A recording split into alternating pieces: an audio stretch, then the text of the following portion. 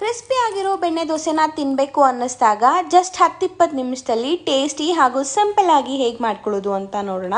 ಮೊದಲಿಗೆ 1 ಕಪ್ಪಷ್ಟು ರವೆ, 1 ಕಪ್ ಅವಲಕ್ಕಿನ ಹಾಕಿ ಒಂದು ಸಾರಿ ತೊಳೆದು 1 ಕಪ್ ಮೊಸರು ಸ್ವಲ್ಪ ನೀರನ್ನ ಹಾಕಿ 20 ನಿಮಿಷ ರೆಸ್ಟಿಗೆ ಬಿಡಬೇಕು.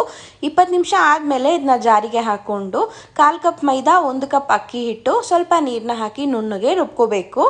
ನಂತರ ಇದಕ್ಕೆ ರುಚಿಗೆ ತಕ್ಕಷ್ಟು ಉಪ್ಪು, ಸ್ವಲ್ಪ ಸಕ್ಕರೆ, ಸ್ವಲ್ಪ ಈನೋನ ಹಾಕಿ ಒಂಚೂರು ನೀರನ್ನ ಹಾಕಿ ಇದನ್ನ ಮಿಕ್ಸ್ ಮಾಡಿಕೊಂಡ್ರೆ ದೋಸೆ ಹಿಟ್ಟು ರೆಡಿ. ನಾನು ಈ ದೋಸೆನ ಮಾಡೋದಕ್ಕೆ ಹ್ಯೂಮನ್ ಹೈಡ್ರೋ ಅವರ 100% ಟಾಕ್ಸಿಕ್ ಫ್ರೀ ಹಾಗೆ ನ್ಯಾಚುರಲ್ ಪ್ಯೂರ್ ಕ್ಯಾಸ್ಟ್ ಐರನ್ ತವಾನ ಯೂಸ್ ಮಾಡ್ತಾ ಇದ್ದೀನಿ. ಇದು ಅಮೆಝಾನಲ್ಲೆಲ್ಲ ಅವೈಲೇಬಲ್ ಇದೆ.